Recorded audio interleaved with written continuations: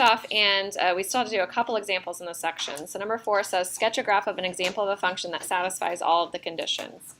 Okay, so the first thing says that the limit as x goes to 1 from the left is equal to 2.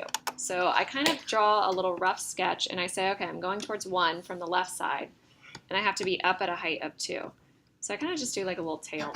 And I don't fill in the circle because I don't really know what's happening there, but I just kind of do a little bit of it. So I know that I'm from the left, I'm going to be going towards 2. Now it could be in any direction, like you could be coming from the top, you could be coming from the bottom, it doesn't matter. All right, now as I approach 1, from the right, I'm going to go towards -2. So that one's going to be like that, right? And it could be coming from the bottom, the top, it doesn't matter. But then it says f of 1 is equal to 2. So f of 1 is equal to 2, so that means I'm going to fill in that top point. Okay, now the rest of it can be doing whatever. It doesn't matter what the rest of the function looks like. You just want to make sure it passes the vertical line test. So in the past, I've had students that have been like, oh, it can do whatever, it doesn't matter, so I'm going to have it do this. And I'm like, that is not a function at all. Like, I don't know what you're doing here. So don't do it like that. Still make it a function so it passes the vertical line test, okay? All right, so number 5. So sketch a graph of an example of a function that satisfies all of the conditions. So as I approach 1, we go to 3. So that means in both directions, I want to go towards the point 3. But I probably don't want to fill it in, right? Because there's probably a reason that it's a limit, right? So we'll see. All right, and the limit as we approach 4 from the left is going to approach 3 again. So I need to go back up to that height of 3. So I'm going to turn it. But 4 from the right approaches -3. So as I'm on the right side, I'm going towards -3. Do you understand everything so far? And then f of 1 is 1. So the filled in point is at 1, 1. And f of 4 is equal to -1. So we have that. So we have lots of open circles. Now I just want to do arrows on the end of my function. So mine looks like that. So the open circle means that at that point, like... It means we're getting closer and closer to that y value, but we're not necessarily filling in that point. There's not a point at that location. So then at x goes to 1, like f of x is equal to 3, why isn't it a closed circle at 3? Because f of 1 is equal to 1. We need that closed-in circle. Now, if you had filled in both, let's say this one was filled in, then it doesn't pass the vertical line test. It's not a function. Okay, so you can only have 1 point filled in. Is that what you're going to ask, Caroline? No, I was going to ask how you know, like, can you just, as long as it passes the vertical line test, like, you can make the lines? Yeah, you can make it look whatever. So another one that would work for this would be, like, maybe you have coming down here, and we hit that, and then it goes up, and then it comes back down at 4. Then we still have the -1, and then we still have that. So, I mean, that would also work.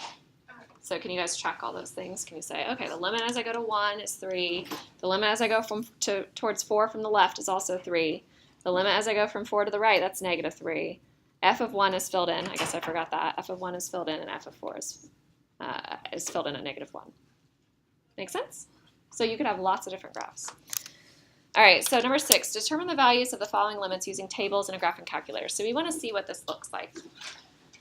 So we know that 6a has a lot of asymptotes. All right, so we're going to go ahead and graph it.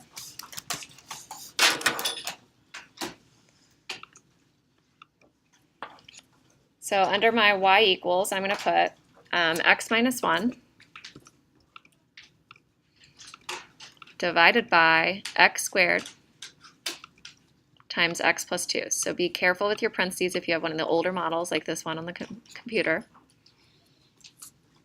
And we're going to hit graph, and we're going to have some asymptotes before we draw them.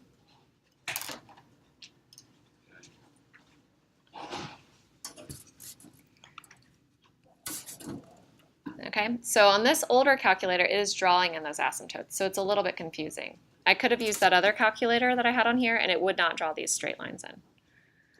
Okay, so let's think about it. We know that there are asymptotes at 0 and at -2. Can you guys tell vertical asymptotes at 0 and -2?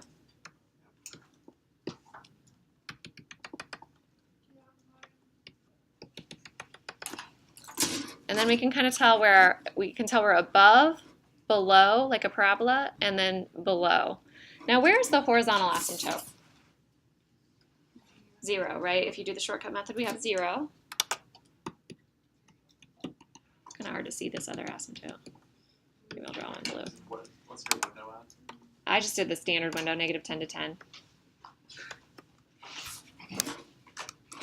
So you can kind of see this part. It is below. So our graph looks like this. So when I talk about the limit as x goes to -2 from the right side, I'm worried about this right here. What do I go to? -infinity.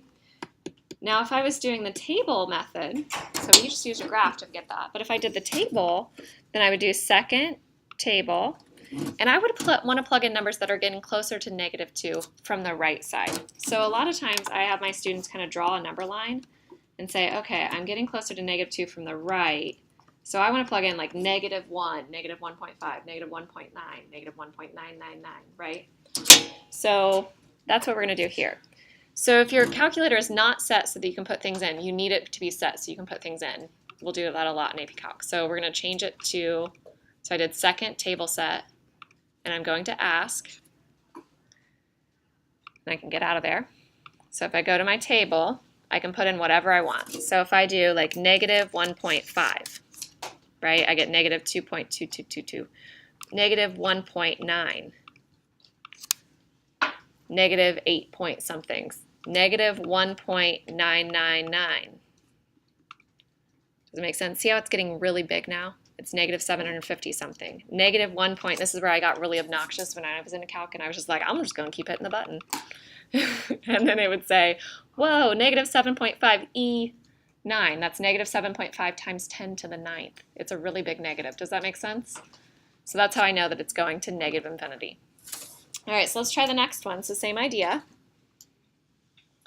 So we're going to put in x squared minus 2x on top.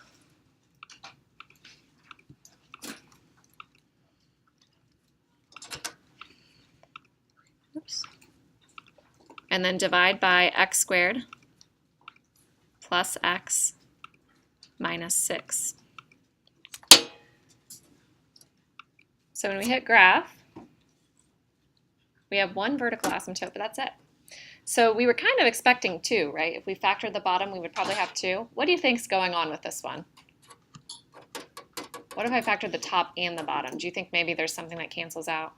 Yeah, so one of the things that looked like it was probably going to be a vertical asymptote actually isn't. It's actually a hole. Okay, so we only have one vertical asymptote, and it's at -3. So -3.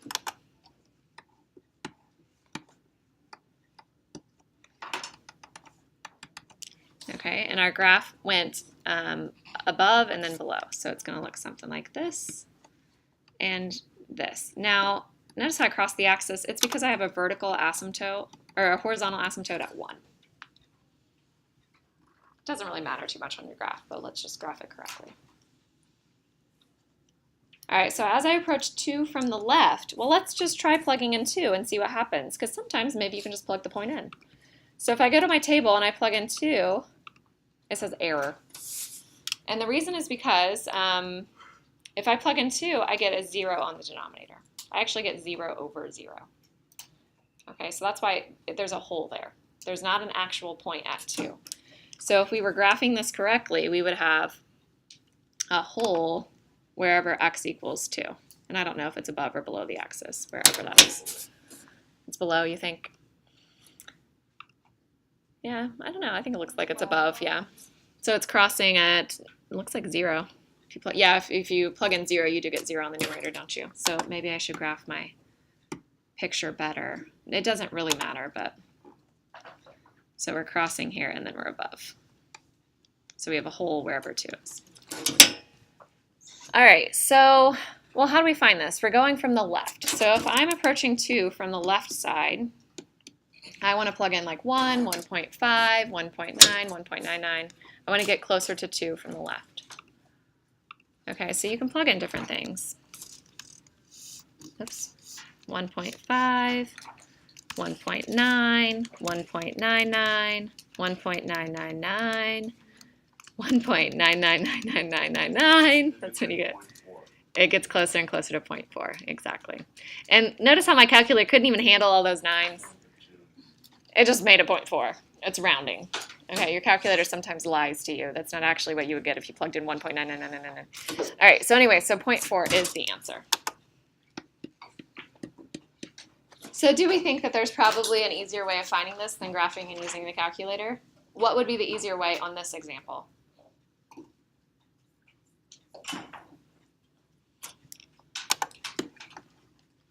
Think back to algebra. Factor, right? These would reduce out, and we've now removed the part that made it 0 over 0. What happens when you plug in 2 now?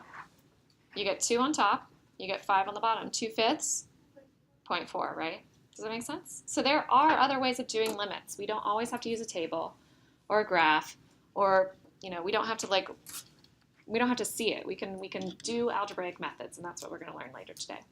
All right, so the very last thing we have is the squeeze theorem. So I was telling you the story about my college roommate who said squeeze theorem. It always makes me think of her. So the squeeze theorem example, I did it kind of in a hurry last time. Do you guys want me to go through this again? Okay. So basically, if you have if you're using the squeeze theorem, you have some kind of function that is sandwiched between two other functions. It's sometimes called the sandwich theorem as well. It's squeezed between those two functions.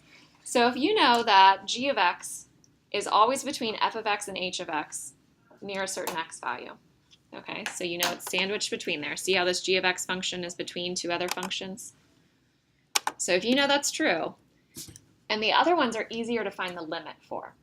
So maybe you don't know what the limit of your function is, of the g of x, but you can at least get two easier functions. And you can find their limits, and their limits go to the same number. Then if you know that you have g of x squeezed between there, it has to go to the same number as well. Yes, Olivia? Does there necessarily have to be like a solution where Like a filled-in point? yeah. There does not have to be a Okay. filled-in point. So we yeah. can, like, if the h of x and f of x were like spread apart and there was space between. Nope, because they would actually need to go towards the same point, but it could be Okay. open. Yeah, because if you know their limit goes to the same value, that means you're getting closer and closer to a certain thing, a certain number, right? Okay, so we usually use this when we have sines and cosines. That's the most common form for squeeze theorem, okay? Because we know that sine and cosine are between -1 and 1. Okay, so we're going to use that fact. So if I was writing this out nicely, like a math proof, does that make you nervous? Does your heart, like, palpitations? Oh my God, she said proof. Do we do proofs in AP Calc? You don't do very many proofs in AP Calc. Occasionally it will say, like, verify that this is true, okay? This would not be on, the squeeze theorem is not on your AP test, but it is in every Calc 1 course. So if you take Calc 1 in college, you will see this. All right, so anyway, so we have x squared sine of 5x. So we want to first identify what can be squeezed between something else. So sine of 5x is always between -1 and 1, okay? So we're going to start out with that. So we're going to say, we know -1 is less than or equal to sine of 5x is less than or equal to 1, because it's a sine function.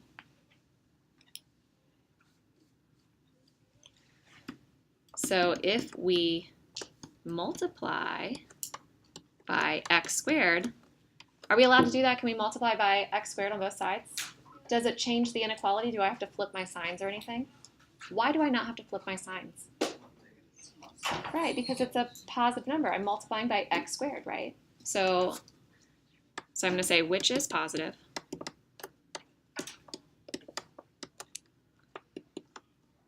I'll say we have -x squared is less than or equal to sine of 5x, which is less than or equal to x squared. Oh, you forgot the x. I did it in the middle, didn't I? Darn, Olivia got me.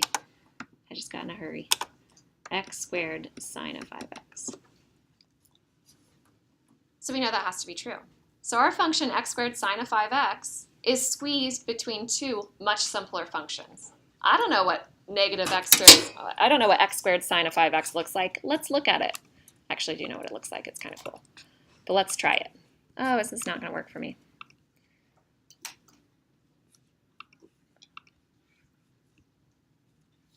Let's do I don't know what I'm doing. Okay, let me do this again. Oh, yeah. I'll use the other one. When the last one freezes up, just use the new one. Okay, so we're going to do x squared sine of 5x.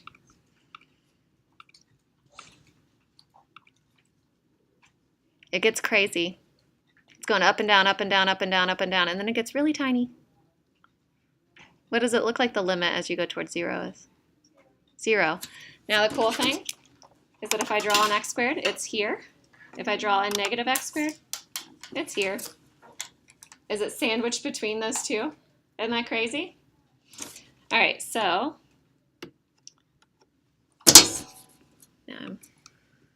all right, so that's what we're saying. It's sandwiched between two other functions.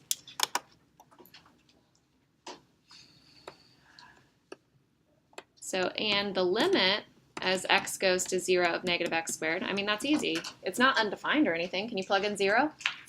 Sure, that equals 0. And the limit as x goes to 0 of positive x squared, that's also equal to 0. Therefore, the limit of the one between it, of x squared sine of 5x, that is also 0 by the squeeze theorem.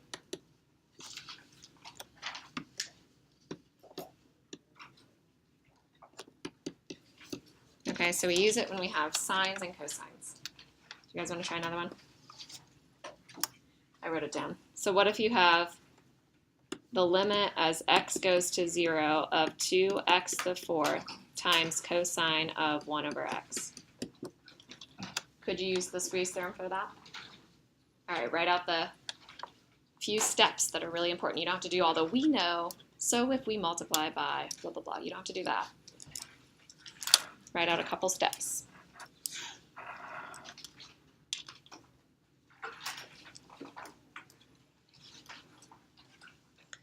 So step 1, do we know that cosine of 1 over x is sandwiched between two numbers? Negative 1 and 1, right? Step 2, can we multiply by something to get the function in the middle? Yeah, we want 2x to the 4th cosine of 1 over x. What do I multiply everywhere? 2x to the 4th, right? Is that positive for sure? 2x to the 4th? Yeah, 2x to the 4th is always positive, so we're good. We don't have to flip inequality signs or anything. What's the limit of this one? So the limit as x goes to 0 for negative 2x to the 4th is 0. And the limit for this one? Also 0. Therefore, the limit as x goes to 0 of 2x to the 4th cosine of, I did 1 over 4, didn't I? No one caught me. 1 over x. Were you just copying and not paying attention? 1 over, of cosine of 1 over x is equal to 0 by the squeeze theorem. Easy enough? It's really not that hard. It's pretty easy. It's almost always like cosine and sine too. Like if it's like on a test in college and you're like, oh my gosh, how do I prove this is true? I don't know what's happening with this function. Think about the squeeze theorem. All right,